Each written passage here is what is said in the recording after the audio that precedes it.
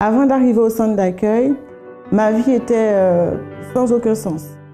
J'avais grandi très malheureuse, j'avais grandi triste, j'avais grandi avec toujours des problèmes qui me suivaient partout, soit dans ma vie spirituelle, sentimentale, familiale, financière, professionnelle. J'arrivais pas à m'en sortir. J'avais un idéal, mais je n'y arrivais pas. J'ai été maltraitée psychologiquement. J'ai été séparée de mes parents, je n'étais pas aimée, j'ai été abandonnée, donc j'étais tout le temps sous pression, donc je n'ai pas réussi à être heureuse ni dans l'enfance, ni dans l'adolescence. Et ça m'a poursuivie dans mon jeune âge adulte, donc j'ai fait des mauvais choix au niveau sentimental. Je voulais être heureuse, mais mon esprit n'était pas clair, donc j'ai fait des mauvais choix, ce qui m'a conduit à enchaîner des déceptions, des échecs et à entretenir et à nourrir cette tristesse. Dans ma famille, ça a toujours été la division.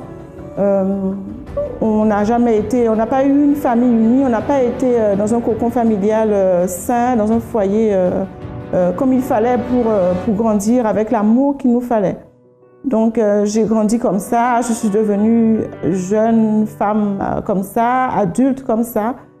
Et ça impactait un peu sur tous les domaines de ma vie, ça me poussait à faire des choix peut-être d'une manière émotionnelle qui n'était pas adaptée pour moi. Donc très jeune, c'est vrai que j'ai été tellement malheureuse et incomprise que j'avais envie vraiment de mourir. Je me disais il valait mieux mourir que de continuer comme ça, puisque personne ne m'entend, personne ne me comprend et personne ne cherche à me comprendre. J'ai connu le centre d'accueil à un moment vraiment de ma vie où j'étais vraiment désespérée. J'étais vraiment dans un trou seule. Je fréquentais une autre église, j'avais arrêté d'y aller, mais pourtant je voulais rester tout près de Dieu, je voulais connaître Dieu, je voulais le servir, je voulais être tout le temps dans sa présence, mais j'avais décidé de rester seule. Parce qu'en fait, j'étais en pleine séparation, en pleine procédure d'un divorce très difficile, une rupture par rapport à mon ancien mariage, qui vraiment, ça n'allait pas, donc c'était très difficile. Je suis arrivée comme ça au centre d'accueil. Une amie m'a parlé d'une église qu'elle a connue en région parisienne. Elle m'a dit, viens, ça vient d'ouvrir ici en Guadeloupe. Et donc, elle m'a dit, je te donnerai l'adresse et puis tu iras voir. Donc là, à partir de ce moment, j'ai commencé déjà à faire des propos, à venir les jours qui étaient recommandés. Je frôlais un peu la dépression. Je n'étais pas dépressive, mais si je ne m'accrochais pas à Dieu, ça n'aurait été pas possible pour moi. Donc j'ai commencé à faire les chaînes de prière, à faire les chaînes du lundi, mardi, surtout mercredi pour chercher la présence de Dieu, le jeudi pour la famille, le vendredi pour la délivrance. J'ai commencé à venir le dimanche aussi, à suivre régulièrement les propos de prière. Et donc, après, il y avait des propos de foi. Donc, j'ai commencé à faire des propos de foi. Tout de suite, après, quand je suis arrivée, 1 mois et demi ou 2 mois après, j'ai entendu parler de la campagne d'Israël. Je ne savais pas vraiment ce que c'était, je n'avais pas vraiment compris, mais je me suis dit, je vais y aller. Je vais sacrifier, je vais faire ce que le pasteur dit, parce que je veux que ma vie change. Et j'ai mis toutes mes forces. J'avais beaucoup de problèmes financiers à ce moment. Je vivais avec un découvert de 2 000 € constamment que la banque m'accordait. Et donc, j'ai décidé de faire la campagne d'Israël. La campagne d'Israël, pour moi, est vraiment la solution pour changer les choses que je n'arrive pas à changer moi-même. Pour moi, quand il y a un nœud dans ma vie que je n'arrive pas à résoudre, la campagne d'Israël, c'est la solution. Quand il y a une situation dure, vraiment un problème dur dans ma vie que je n'arrive pas, je n'ai plus de solution moi-même, j'ai épuisé toutes mes forces. La campagne d'Israël, c'est mon appui vraiment que j'utilise pour que Dieu puisse me faire avancer. Et à chaque fois, ça marche. Ça marche à chaque fois. Alors aujourd'hui, à travers la campagne d'Israël, à travers tous les propos et ma persévérance, dans la foi, Dieu a changé vraiment tout ce qui avait à changer en moi. À l'intérieur de moi-même, je ne suis plus tourmentée, je suis tranquille, j'ai la paix. Je ne pense plus à abandonner. j'ai la force de Dieu en moi et j'ai la présence de Dieu en moi. Donc, à travers tout ce que j'ai pu faire, sacrifier, Dieu a changé ma vision, ma pensée, ma manière d'être. Il m'a donné vraiment, il m'a permis d'utiliser ma foi comme je ne savais pas utiliser avant. Maintenant, je suis en train d'apprendre à grandir encore plus et ma vie change d'une manière constante. Maintenant, je suis arrivée, j'étais divorcée, maintenant je suis mariée, je suis bien mariée. Je suis mariée avec un homme qui sert Dieu et qui a les mêmes valeurs spirituelles que moi. Et c'était ça le plus important pour moi. Dans ma vie professionnelle, j'ai une vision qui est différente. Je ne suis plus stagnée pour dire que je vais être simplement une simple salariée, que je vais attendre tout le temps de quelqu'un. Je cherche toujours à aller plus loin. Donc, je travaille déjà à mon compte. J'ai une société de prestations pour des personnes qui sont dans le même domaine professionnel que moi. Et je suis en train encore de développer une entreprise qui n'a rien à voir avec ma formation. Donc, je ne suis pas bloquée au niveau professionnel. La vision que j'ai, c'est la vision que Dieu m'a donnée. Donc, au niveau de ma vie familiale, ça va. À la maison, il y a la paix. Tout le monde s'entend très bien. On est heureux. La présence de Dieu est là. Donc, Dieu vit en moi. Il est aussi dans ma maison, dans ma famille. Donc, je ne manque de rien. Je continue à persévérer vraiment pour atteindre d'autres objectifs parce que je sais que la vision que Dieu a pour moi, elle dépasse bien celle que j'ai déjà aujourd'hui, ce qu'il a fait déjà pour moi aujourd'hui. Je n'ai pas d'envie de suicide, je ne déprime pas, je ne désespère pas, je suis forte. Avant d'arriver au centre d'accueil, donc moi j'étais une personne qui était dépressif, avec des pensées négatives. J'étais un jeune très influençable. Dans tout ce que je faisais, je n'arrivais pas à avancer. Donc j'étais, on va dire, complètement bloqué. Donc je buvais, je fumais, je sortais avec des copains, je faisais de tout et de n'importe quoi, surtout n'importe quoi. Cette dépression a commencé parce qu'en fait, depuis tout petit, j'ai toujours entendu des mots négatifs en me concernant, comme quoi je ne serais rien dans la vie. Donc tout ce que je faisais, je n'allais pas jusqu'au bout, parce qu'effectivement, je me disais, c'est vrai, je ne serais rien dans la vie. Bon, au niveau de ma famille, suite au décès, on va dire, de mon père, étant donné que voilà, qu'on n'avait plus de conditions, ma mère n'avait plus de conditions pour pouvoir élever tout le monde. Et donc ça aussi a beaucoup joué dessus, parce que je voyais autour de moi, on va dire mes amis, mes voisins, ils avaient une famille unie, et moi, la famille elle était complètement séparée. À l'intérieur de moi, je me sentais triste, abandonné, et il y avait un grand vide, parce que j'avais l'impression que même ma propre mère ne m'aimait pas, alors que c'était le contraire. J'étais devenu quelqu'un de très violent, j'agressais les gens gratuitement, je buvais, donc je pouvais commencer à boire de jeudi soir jusqu'à dimanche soir, donc voilà, je devais faire quelque chose pour pouvoir, on va dire, oublier et combler ce vide. Financièrement, donc il n'y avait rien, parce que déjà à l'époque, j'étais à l'école, et donc une fois de plus, même au niveau des études, ça n'allait pas, parce que je me disais effectivement, à quoi bon faire des études, à quoi bon d'être là, sachant que demain, je ne serai rien. Lorsque j'ai regardé autour de moi certains amis, voilà, qui étaient en train de perdre la vie, parce que effectivement, en étant jeune, on se croit immortel, mais non. Et pour moi, c'était ça les moments les plus difficiles.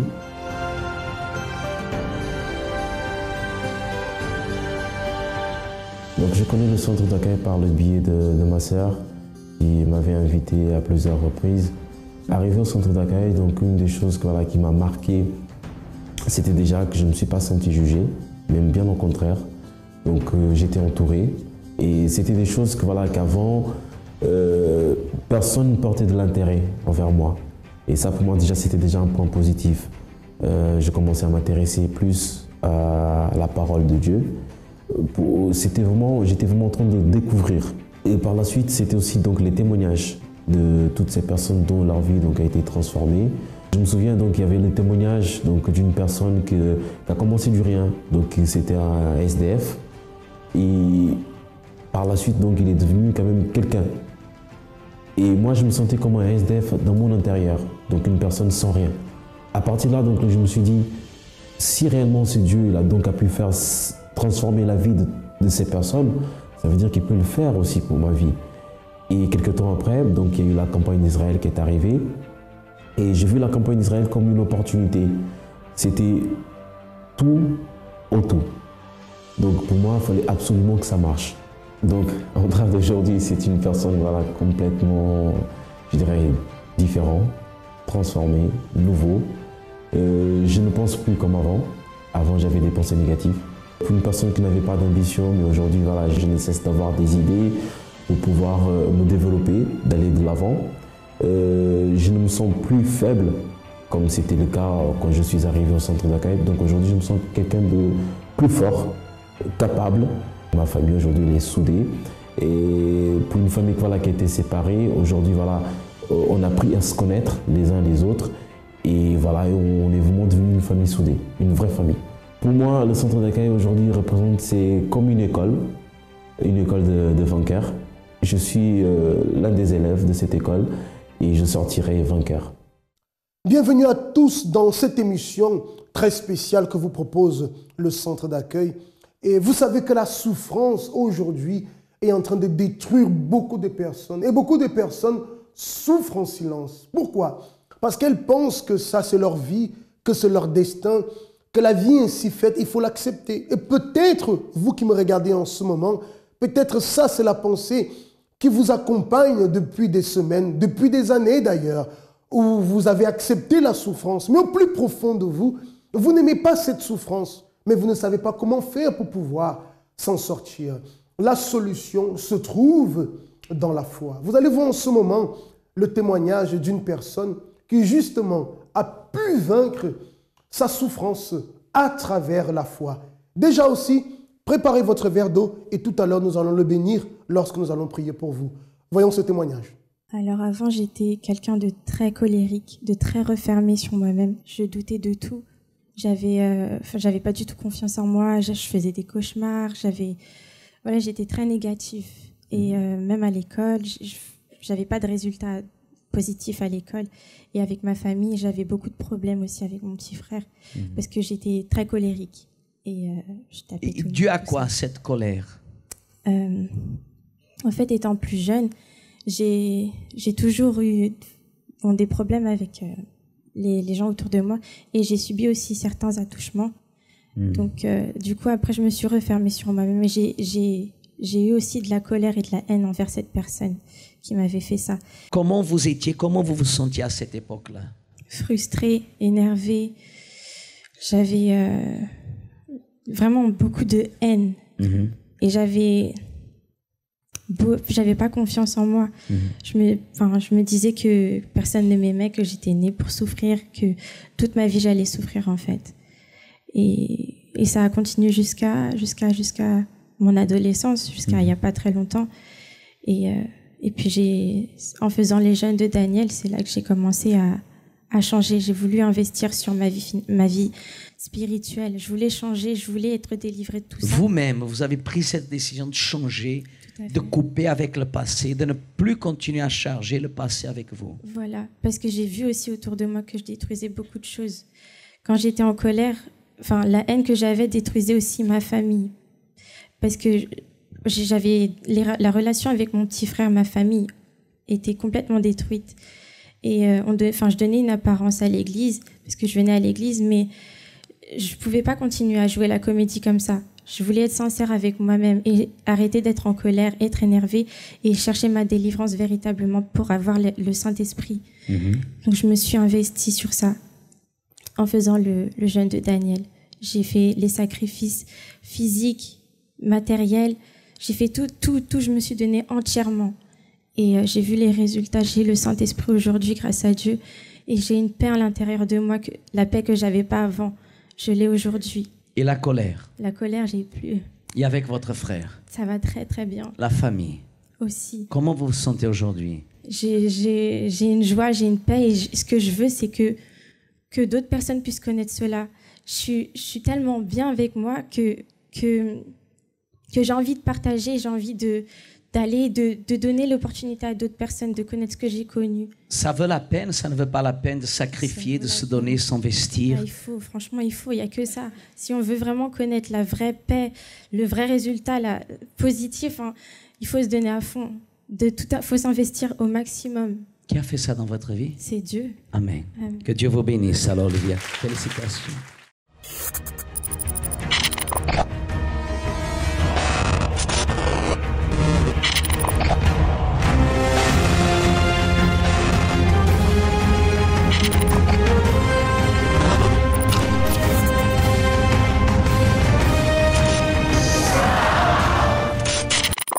Vaincre la souffrance est possible. Vous savez, parfois on s'imagine que la situation est trop difficile, que les problèmes sont trop nombreux, que c'est impossible de pouvoir s'en sortir, que la situation dure déjà depuis longtemps.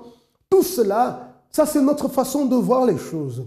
Mais vous savez, lorsque la personne s'approche de Dieu avec sincérité, lorsque la personne s'approche de Dieu avec confiance, avec foi, comme l'a fait Olivia, et qu'au plus profond d'elle, elle est vraiment déterminée à voir une solution dans sa vie, elle est déterminée à agir sa foi et à persévérer, cher ami, il y a toujours la solution. Voyez ce que Olivia a vécu dans sa vie et voyez de quelle manière aujourd'hui, elle a été totalement libérée, totalement transformée. Elle a pu vaincre cette souffrance dans sa vie. Nous allons voir en ce moment notre témoignage, l'histoire de Eunice. Alors, donc, tout a commencé lorsqu'on a acheté un appartement. Donc, tout allait bien, mais on a voulu un appartement plus grand. Donc, on a revendu cet appartement-là. Lorsqu'on a vendu cet appartement-là, on a eu justement un bénéfice sur cet appartement-là. Donc, on voulait garder ce bénéfice et faire un emprunt total pour pouvoir racheter donc, le deuxième. Lorsqu'on est parti voir la banque nous a dit oui, il n'y a pas de problème. Donc, ils ont commencé à faire donc, les contrats par rapport à ça. Ensuite, chaque fois qu'on voulait justement aller signer, qu'on leur demandait si c'était prêt, ils nous disaient non, non, le directeur n'est pas là. Enfin, il y avait toujours une excuse. Et nous, on n'avait pas compris pourquoi. Donc, lorsqu'ils nous ont enfin appelés pour pouvoir aller signer ce contrat, on s'est rendu compte au fait que le contrat initial qu'on avait demandé, qui était à la valeur de 210 000 €, n'était pas ce contrat. Ils nous ont fait un contrat de 170 000 €. Et donc, ils exigeaient de nous qu'on vienne à mettre au fait, les bénéfices de la vente de l'autre appartement sur l'achat de celui-ci. Et lorsqu'on leur a dit que non, justement, ce n'était pas ce qu'on avait demandé au départ, ils nous ont dit de toute façon, vous n'avez pas le choix. C'était soit on empruntait cet argent pour donc régler l'amende, soit à ce moment-là, on empruntait donc, pour pouvoir acheter l'appartement. Et c'est ce qu'on a fait. Donc, on a acheté l'appartement et jusque-là, donc, tout allait bien. L'appartement était magnifique. Le seul souci, c'est que quelques temps après, donc, mon mari et moi, nous étions dans la même entreprise. Et nous avons eu un licenciement économique. Donc, nous avons été licenciés tous les deux. De là, on a dû mettre cet appartement donc, en location. Donc, tout se passait très bien avec ces locataires. Seulement, à un moment donné, ils ont arrêté de payer. Donc, pendant plus d'1 an, ils n'ont pas payé le loyer. Nous, on était déjà en location dans un autre appartement. Donc, du coup, on avait 2 loyers à payer. Et à un moment donné, donc, on s'est senti étouffé par rapport à ça. Seulement, il faut savoir que lorsque la banque vend l'appartement donc par rapport à la justice, donc, ils ne vendent pas au prix d'achat, malheureusement. Donc, ils ont vendu l'appartement à un prix inférieur. Ce qui fait qu'on devait encore plus d'une 60aine de mille d'euros. Et encore une fois, c'était une situation assez pesante parce qu'il faut savoir qu'on était locataires, donc on avait réussi à trouver un travail tous les deux, mais on a 4 enfants, donc il y avait pas mal de situations qui faisaient qu'on n'arrivait pas, on va dire, à payer aux échéances ou alors même à payer parfois par mois. Il y avait des mois où c'était plus serré que d'autres. Donc, on n'arrivait pas à payer les deux au fait. Et donc, par rapport à ça, donc, on a dû faire un dossier de surendettement auprès de la Banque de France. Et donc, arrivé là, donc, on n'a plus droit de chéquier, plus droit de carte bleue normale. Enfin, on n'a pas de vie. On n'a pas de vie. Et là, on s'est vraiment senti toucher le fond parce qu'on n'avait jamais vécu comme ça, mon mari et moi. Et vraiment, c'était une situation pas possible. Et même à la maison, ça créait des tensions. C'était devenu à un point où on n'arrivait plus à s'en sortir. Donc, à partir de là, j'ai su que le seul moyen, c'était vraiment de prendre une décision finale par rapport à ça parce qu'on était arrivé vraiment au point où il fallait prendre une décision. On était au bord du gouffre. Quelle est la situation qui cause dans votre vie cette souffrance? Peut-être vous êtes une personne même qui perdait le sommeil à cause de tellement de problèmes. Peut-être la paix intérieure, vous ne l'avez plus, vous vous sentez triste, affligé. vous sentez opprimé par les problèmes, opprimé parce que malheureusement, vous ne trouvez pas de solution. Et tous les efforts que vous avez déjà faits, malheureusement, n'ont pas pu vous conduire à obtenir la solution que vous désirez. Sachez que le mercredi, nous serons ici justement pour prendre soin de votre intérieur. Regardez, j'ai la certitude, très cher ami, que si vous venez avec foi dans l'un de nos centres d'accueil, d'ailleurs, choisissez le centre d'accueil qui est le plus proche de chez vous, avec détermination, vous ne sortirez pas de la même façon. C'est une certitude, parce qu'il est impossible que la personne qui s'approche de Dieu à la recherche d'une aide, il est impossible qu'elle soit rejetée, il est impossible qu'elle soit abandonnée. Eunice a cherché cette aide, elle a trouvé le réconfort, elle a trouvé la réponse. J'avais déjà essayé donc à plusieurs reprises de lutter par la force de mes bras, c'est-à-dire que j'allais de bureau en bureau, je cherchais une solution à mon problème, mais je n'arrivais pas à trouver. À chaque fois, je ne trouvais que des portes fermées, des non comme réponse et je n'arrivais pas à avancer. Donc à ce moment-là, j'ai su qu'il n'y avait qu'une seule solution, c'était vraiment de sacrifier. Pourquoi? Parce que j'avais à l'intérieur de moi une révolte contre cette situation-là. Je me disais, mais comment ça se fait? C'est une injustice. Ce n'est pas de notre faute si on en est arrivé là. Alors comment ça se fait qu'il ne voit pas ça? Comment ça se fait qu'il n'arrive pas à nous aider par rapport à cette situation? Donc là, je me sentais, comment est-ce que je peux dire ça? J'avais pas de la haine, mais une révolte en fait. Une révolte par rapport à cette injustice-là. Et je me suis dit non, il n'y a que Dieu qui peut justement changer ma vie parce que mon Dieu, le Dieu en quel je crois, c'est un Dieu juste. Alors à ce moment-là, j'ai écouté tout ce qu'on me disait, j'ai mis en pratique parce que j'avais la certitude à l'intérieur de moi que ça allait marcher. Parce que tout ce que j'avais fait dans les campagnes passées, ça avait déjà donné ses fruits. J'avais déjà vu la main de Dieu. Alors là, je savais que ça allait marcher à nouveau. Mais pour ça, il fallait que je tienne bon et que je reste ferme. Mais j'ai tenu bon parce que je savais que dans tout ça, justement, plus c'est difficile et plus je voyais la main de Dieu parce qu'à l'intérieur de moi, il mettait une certitude. C'est comme s'il me disait, ma fille, je suis avec toi. Continue, persévère et tu vas y arriver. Et donc, ça me fortifiait jour après jour à me donner davantage dans ce que j'étais en train de faire, dans ce que j'étais en train de construire. Et je lui demandais même aussi, mon Dieu, montre-moi ce que je peux faire de plus. Qu'est-ce que tu veux que je fasse? Ça, je l'ai fait, ça, je l'ai sacrifié, mais qu'est-ce que tu veux que je sacrifie à nouveau? Qu'est-ce que tu veux que je fasse? Et là, j'ai commencé aussi à voir dans mon intérieur, pas seulement dans le matériel, pas seulement dans le physique, pas seulement dans le spirituel, mais aussi dans mon intérieur. J'ai commencé à voir certaines failles que j'avais encore à l'intérieur de moi et j'ai commencé à dire non, mon Dieu, à partir d'aujourd'hui, je vais changer. Tu m'as montré ça, alors je vais enlever de mon caractère. Je vais faire ci, je vais faire ça. C'est-à-dire que c'était vraiment le sacrifice total. Je l'ai fait de façon totale parce que je voulais que ce problème change. Alors j'ai dit non, ça ne va pas seulement se limiter au spirituel, au physique et au financier, mais à l'intérieur de moi aussi, je vais enlever tout ce qui ne va pas et je veux le changement dans ma vie. Alors j'ai foi que Dieu va honorer.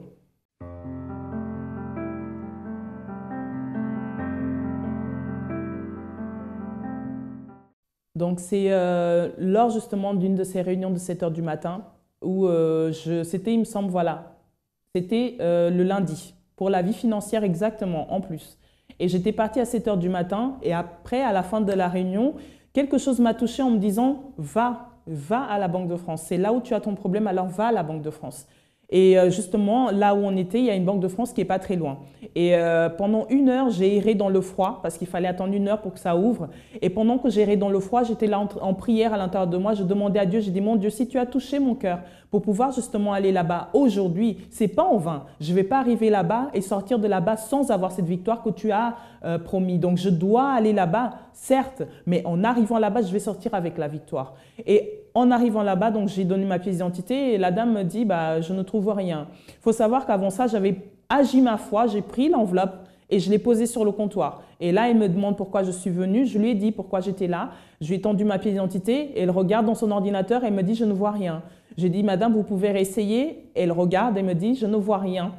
Et elle me demande si je veux une attestation pour confirmer justement qu'il n'y a plus rien au niveau de la Banque de France. Et je lui demande oui, je veux bien. Et donc à ce moment-là, j'ai réussi à avoir ma victoire. J'ai même pas pu lire le document là, c'est seulement en sortant, lorsque j'ai bien relu toutes les lignes, que j'ai vu véritablement la main de Dieu une fois de plus dans ma vie. Je n'ai plus rien au niveau de la Banque de France. Ma dette a été effacée. Et donc là, je suis une nouvelle personne. Je me sens plus légère. Au jour d'aujourd'hui, donc, on n'a plus ce problème-là.